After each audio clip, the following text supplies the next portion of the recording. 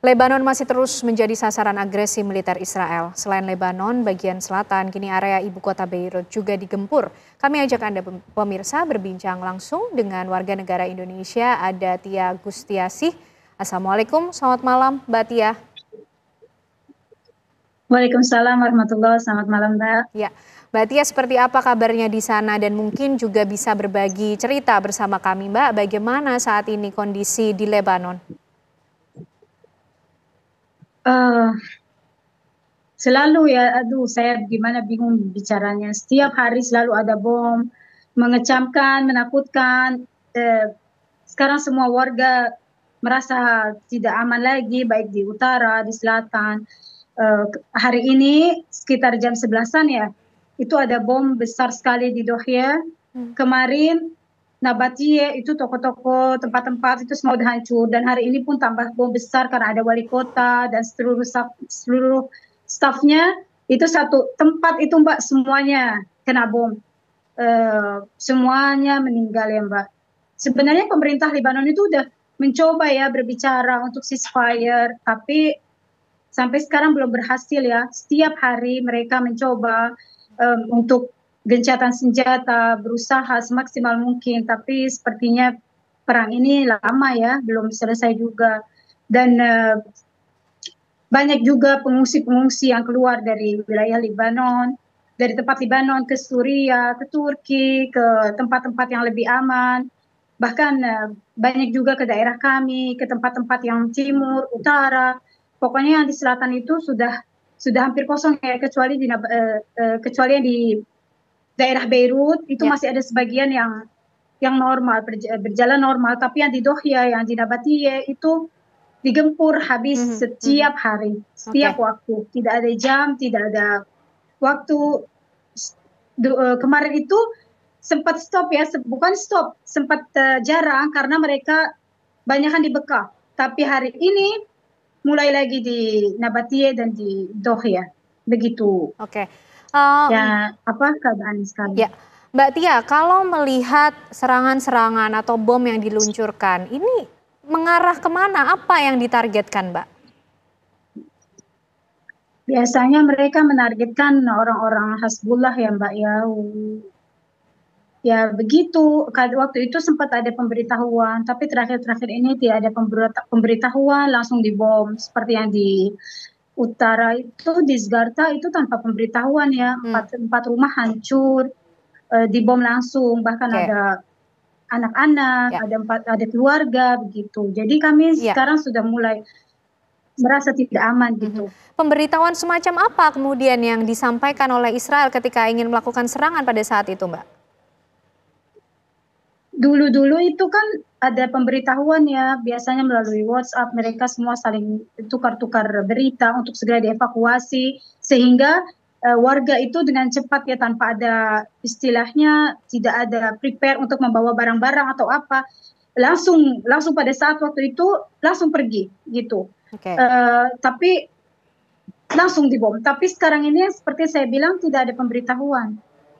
Adakah himbauan ataupun peringatan yang juga coba disampaikan oleh pemerintah Lebanon kepada warga di sana untuk bisa menghadapi ataupun juga mengevakuasi diri seperti itu, Mbak? Sebenarnya gini, himbauan itu memang selalu ada ya di berita-berita di TV untuk harus hati-hati, untuk prepare. Tapi ya itu, Mbak, kadang kan kalau bom itu kita panik ya, jadi nggak sempat harus berbuat apa. Itu banyak loh di WhatsApp diberitakan kita harus gimana, harus persiapkan apa untuk dalam situasi seperti ini. Itu banyak sekali himbauannya. Tapi kalau itu actionnya itu nggak semudah yang dibicarain. Jadi pada saat diberitakan ini tempat atau building ini mau dibom, jadi semuanya itu kebanyakan warga panik dan langsung berangkat gitu. Ada yang mungkin ada yang mempersiapkan, ada yang tidak, kadang hanya baju, bawa anak, udah langsung ngungsi gitu mereka.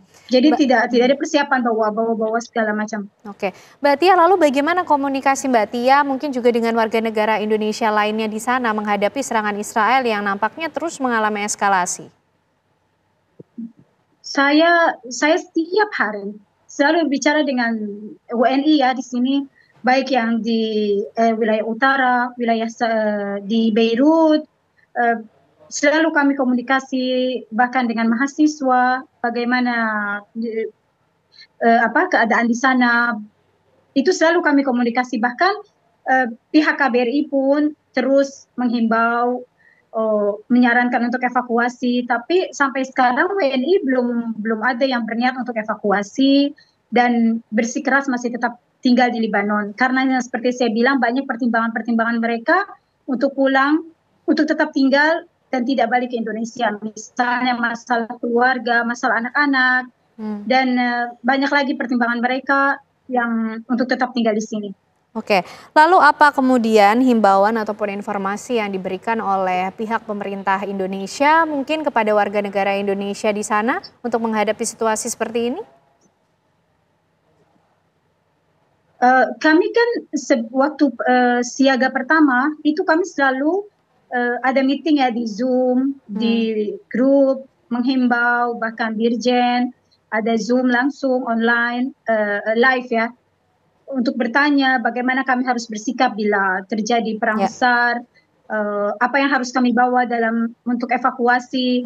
Jadi itu selalu dihimbau dan tidak boleh kami pergi-pergi ke tempat-tempat yang bahaya, tidak, yakni mengurangi tempat-tempat yang ataupun yang tidak perlu keluar rumah. Seperti saya Mbak, misalnya saya di utara ya, memang keadaan rumah saya aman. Namun saya tetap terus berhubungan dengan staf KBRI bila ada sesuatu. Karena di utara Mbak, mulai lagi malam-malam itu mulai banyak lagi pesawat-pesawat. Kami mulai mendengar pesawat itu dengan apa ya, lebih intens, lebih sering dibandingin yang hari-hari sebelumnya. Begitu. Oke, Mbak Tia, lalu dengan kondisi semacam ini, bagaimana kemudian aktivitas warga di sana?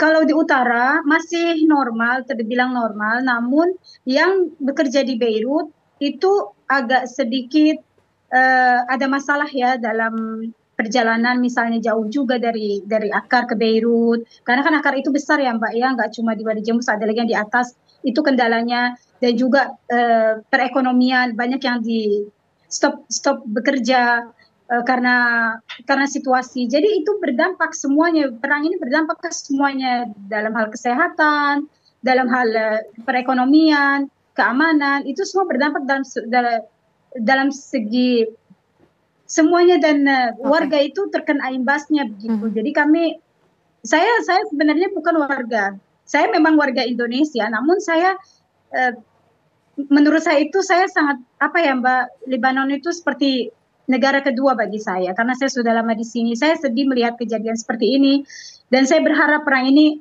cepat berakhir karena semuanya itu banyak yang ini ya, terluka, rumahnya hancur.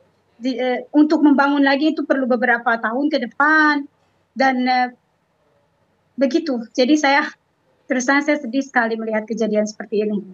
Ya, tentu kesedihan, keprihatinan yang sama juga kita rasakan di Indonesia. Mbak Tia, kami turut ikut mendoakan semoga Mbak Tia di sana, keluarga dan juga warga negara Indonesia lain tetap dalam kondisi sehat, aman dan juga selamat. Terima kasih Mbak Tia malam hari ini sudah mau berbagi informasi bersama kami di Breaking News TV One. Terima kasih. Assalamualaikum Mbak Tia. Pemirsa, Breaking News TV One masih akan kembali untuk Anda usai jeda.